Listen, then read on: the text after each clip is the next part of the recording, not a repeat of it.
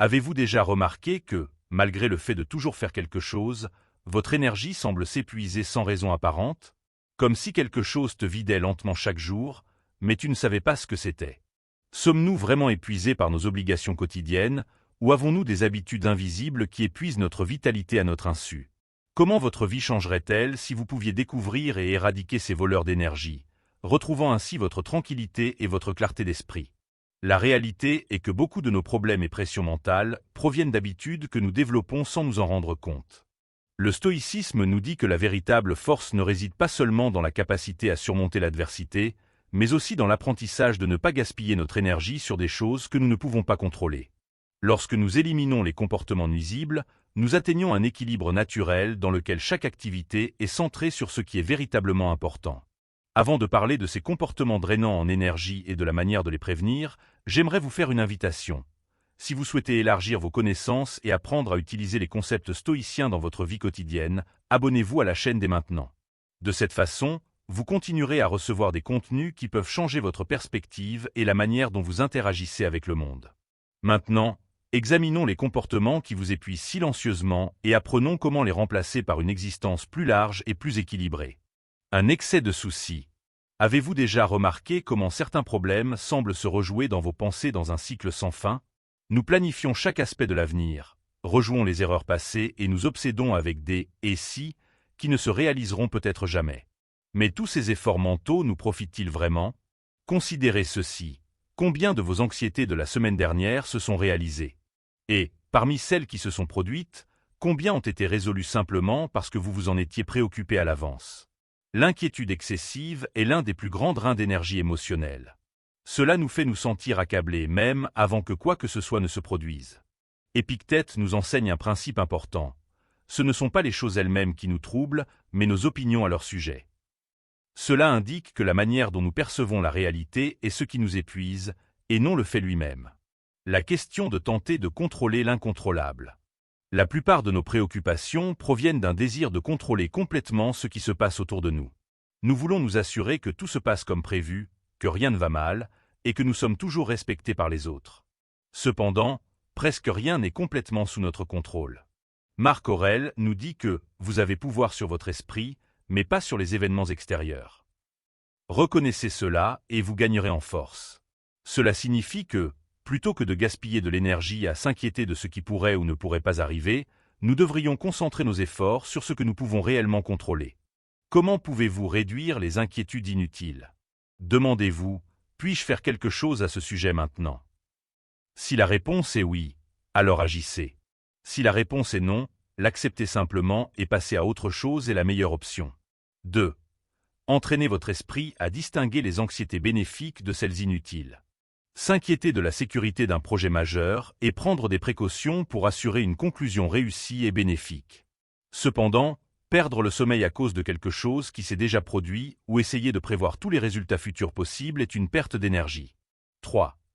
Développer une distance par rapport au résultat final. De nombreuses préoccupations découlent de la peur de l'échec ou de ne pas être bien considéré par les autres. Cependant, comme l'a enseigné Marc Aurèle, le seul véritable échec est de ne pas agir selon ses idéaux. Si vous avez fait votre part, vous n'avez plus d'influence sur ce qui se passe ensuite. Considérez combien de fois vous avez dépensé de l'énergie à essayer de prédire l'avenir ou à vous blâmer pour le passé. Et si, au lieu de nourrir des peurs inutiles, vous canalisiez cette énergie dans quelque chose qui peut vraiment changer? Le stoïcisme nous dit que la paix de l'esprit vient de l'acceptation de ce que nous ne pouvons pas changer et de la concentration uniquement sur ce qui est sous notre contrôle. Et ce faisant, nous pouvons enfin libérer nos pensées du fardeau inutile du stress. Relations toxiques, le poids invisible que vous portez. À quelle fréquence êtes-vous épuisé émotionnellement après avoir discuté avec quelqu'un? Comme si, au lieu d'apporter de la valeur à votre vie, cette personne avait simplement aspiré votre énergie, vous laissant psychologiquement épuisé? L'environnement dans lequel nous vivons a une influence directe sur notre sérénité intérieure.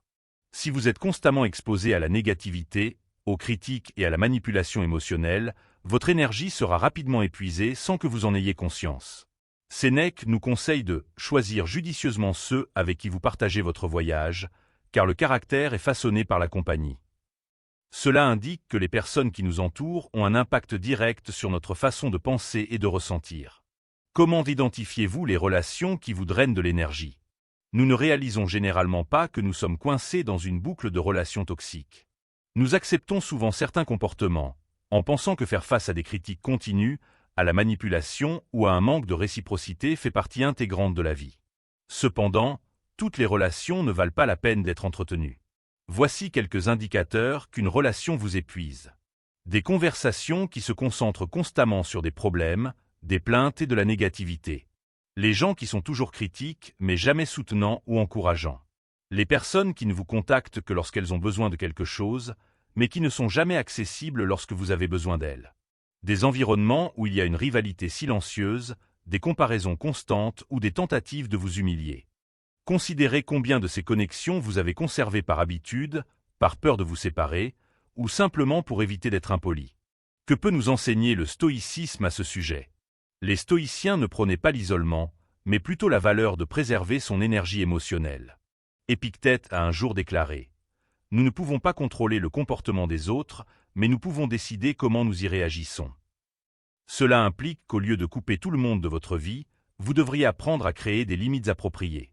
Comment pouvez-vous vous protéger des relations toxiques sans entrer en conflit? 1. Pratiquez le détachement émotionnel. Vous n'avez pas à intérioriser tout ce que les gens disent ou font. Si quelqu'un est constamment désagréable ou manipulateur, choisissez de ne pas répondre de la même manière. Le silence et l'apathie sont des armes efficaces contre les toxines. 2. Choisissez avec qui vous partagerez vos énergies. Tout le monde n'a pas droit à votre temps et à votre attention. Priorisez ceux qui vous aident à vous améliorer, vous soutiennent et apportent de la valeur à votre parcours. 3. Apprenez à dire « non » sans culpabilité. Vous n'avez pas à répondre à tous les besoins émotionnels des personnes autour de vous. Dire « non » à une relation épuisante, c'est comme dire « oui » à votre paix intérieure. Considérez combien de connexions dans votre vie contribuent positivement. Avez-vous investi du temps et de l'énergie dans des personnes qui vous soutiennent, ou portez-vous simplement le poids de la négativité des autres? Rappelez-vous que vous ne pouvez pas changer les autres, mais vous pouvez contrôler comment et combien ils influencent votre vie. Votre tranquillité intérieure est plus précieuse que toute relation forcée. Routine automatique et dénuée de sens. Le danger de vivre en pilote automatique. Avez-vous déjà eu l'impression que les jours passent à toute vitesse et que vous réalisez que cela fait des semaines, voire des mois, que vous n'avez pas vraiment vécu quelque chose de significatif? Comme si la vie était en boucle, chaque jour étant une réplique carbone de celui d'avant? Le problème n'est pas la routine elle-même, mais le manque de signification que nous lui attribuons. Marc Aurèle nous conseille de « agir comme si chaque moment était le dernier de votre vie ». Cela ne signifie pas vivre dans la précipitation ou le désespoir, mais plutôt donner un sens à chaque acte modeste. Le piège d'une habitude sans signification. Beaucoup de gens pensent qu'avoir une routine équivaut à être productif. Mais vivons-nous avec intention ou faisons-nous simplement les choses sans vraiment ressentir ce que nous faisons? Voici plusieurs indications que votre routine pourrait épuiser votre vitalité. Malgré votre emploi du temps chargé, vous vous sentez ennuyé. Effectue le travail sans réfléchir, simplement en suivant un flux instinctif. Il semble piégé dans un cercle sans fin de stagnation personnelle.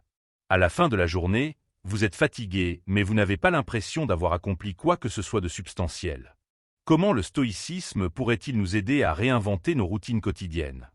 Les stoïciens insistaient sur l'attention et l'intention dans toutes les actions. Ils comprenaient que ce n'est pas le nombre de choses que nous faisons qui nous offre l'épanouissement, mais la signification que nous attribuons à chacune d'elles. Voici 3 méthodes stoïciennes qui amélioreront votre routine. Trouvez de la signification dans les choses modestes. Que vous prépariez du café, étudiez ou travailliez, demandez-vous « Pourquoi fais-je cela ?» Lorsque nous attribuons un but à chaque action, même les routines les plus banales prennent une nouvelle signification. 2. Interrompez le pilote automatique avec de légères modifications.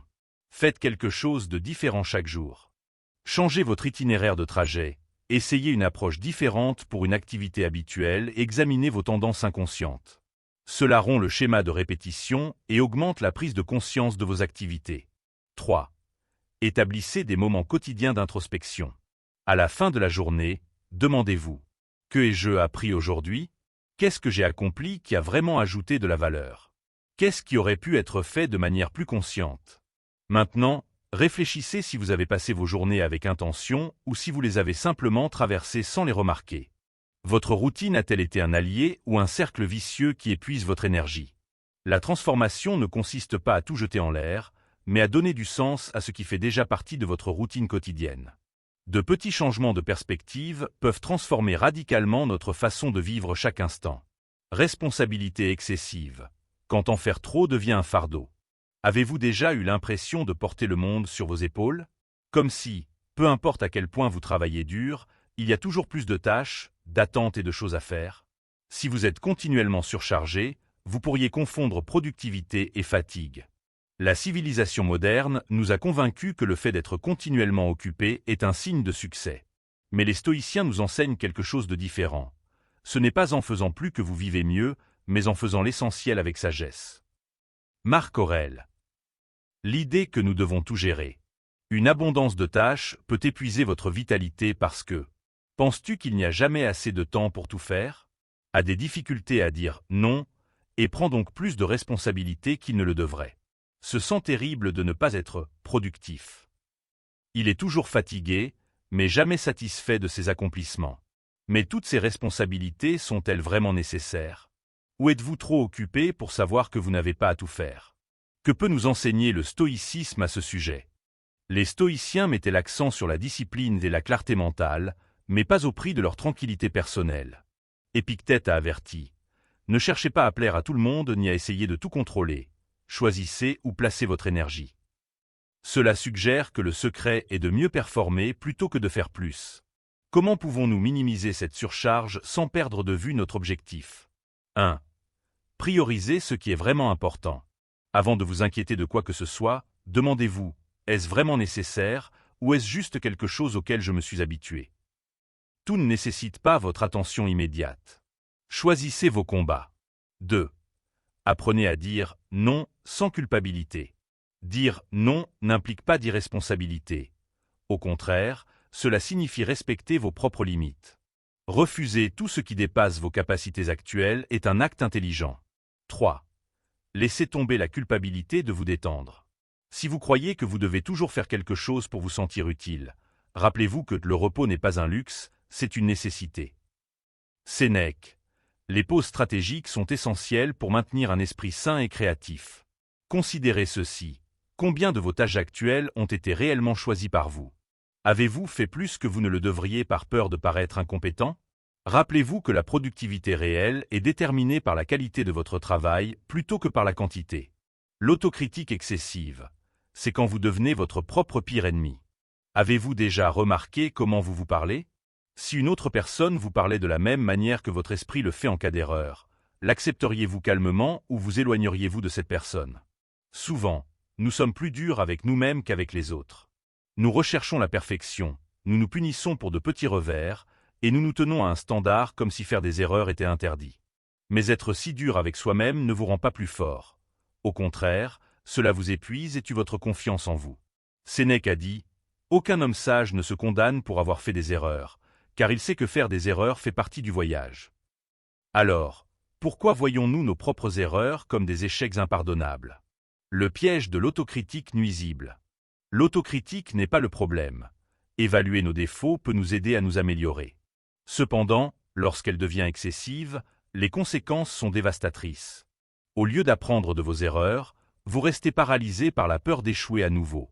Votre estime de soi souffre parce que vous ne vous sentez jamais à la hauteur. Tu te compares constamment aux autres et tu as l'impression de prendre du retard. Au lieu de passer à autre chose, tu continues à ressasser les échecs passés. Maintenant, prenez un moment pour réfléchir à la manière dont vous traiteriez un ami qui aurait commis la même erreur pour laquelle vous vous critiquez maintenant. Lui parleriez-vous avec la même intensité que vous vous parlez à vous-même? Que nous dit le stoïcisme à ce sujet?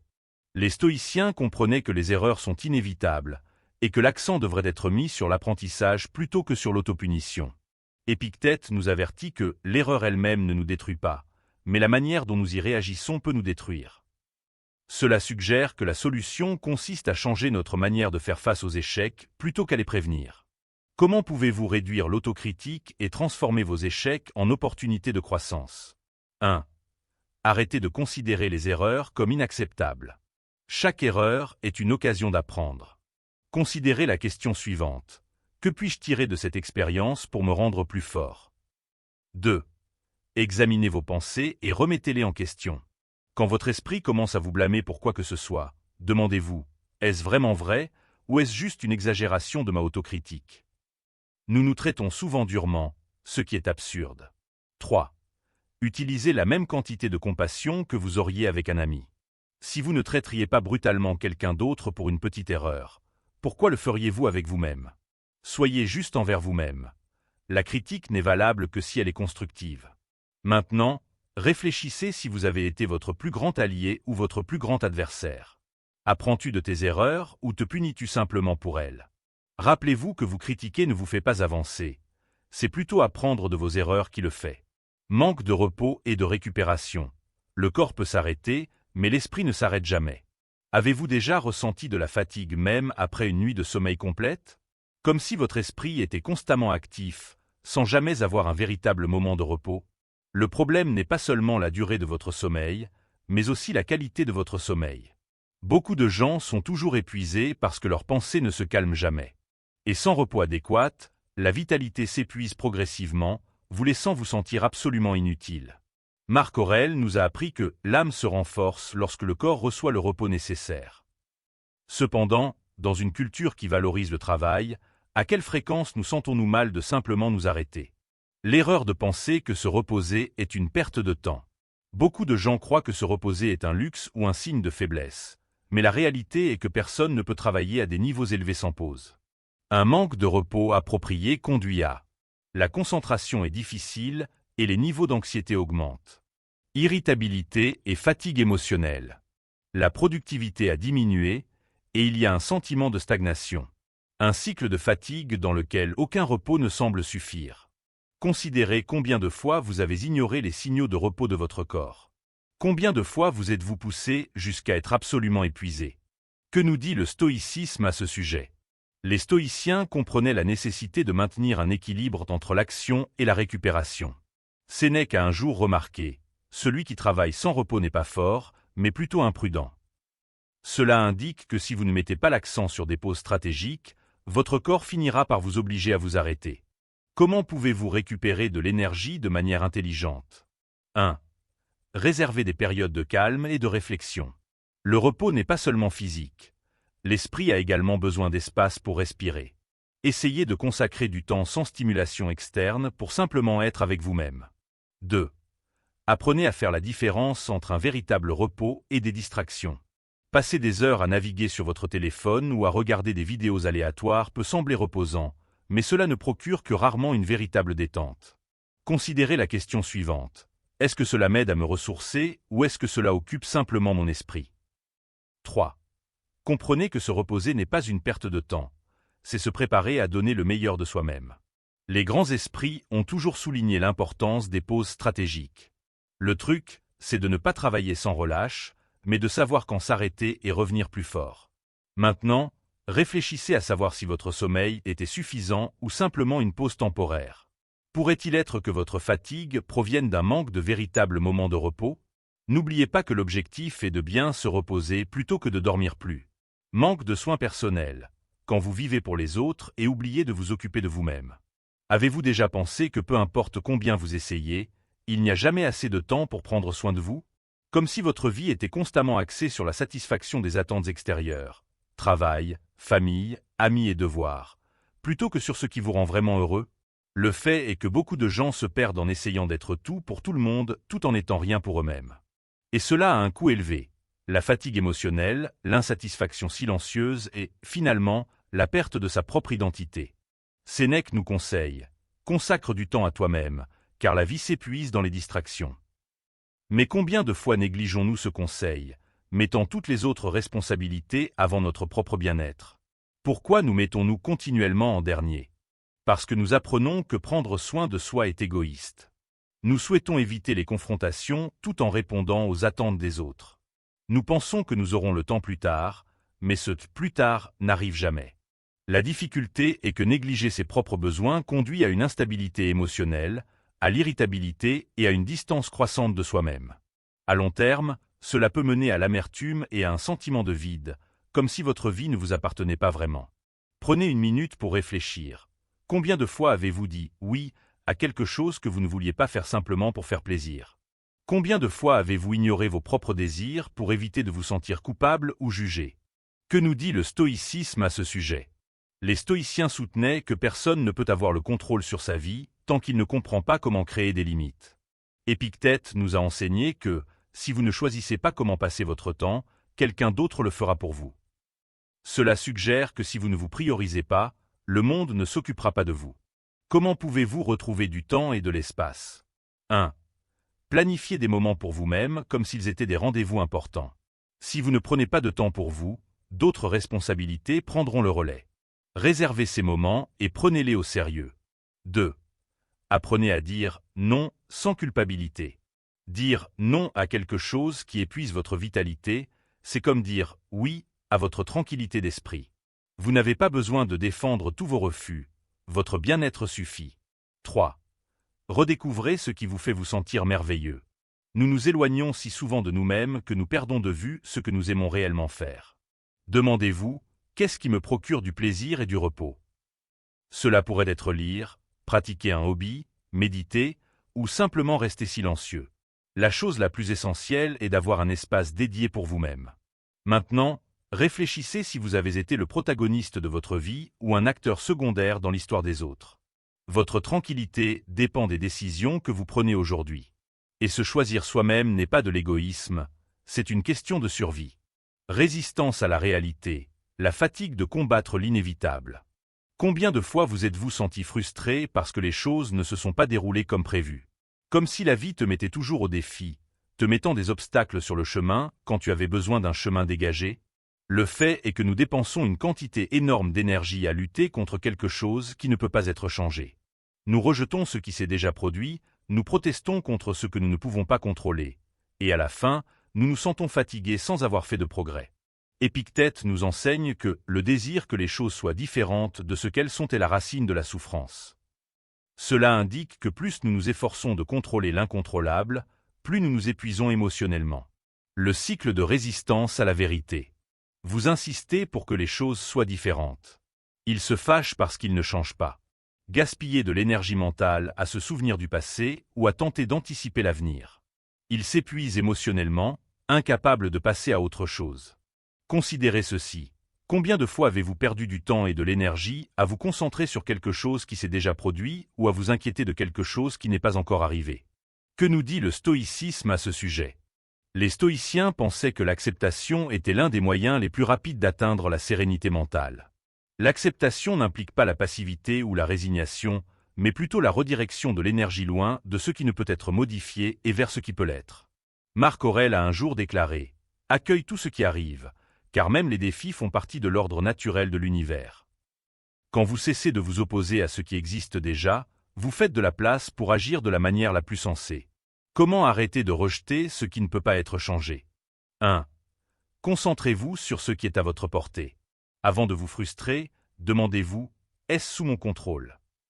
Si ce n'est pas le cas, acceptez-le et passez à autre chose. Si la réponse est oui, procédez stratégiquement. 2. Pratiquez amor fati, aimez votre destin.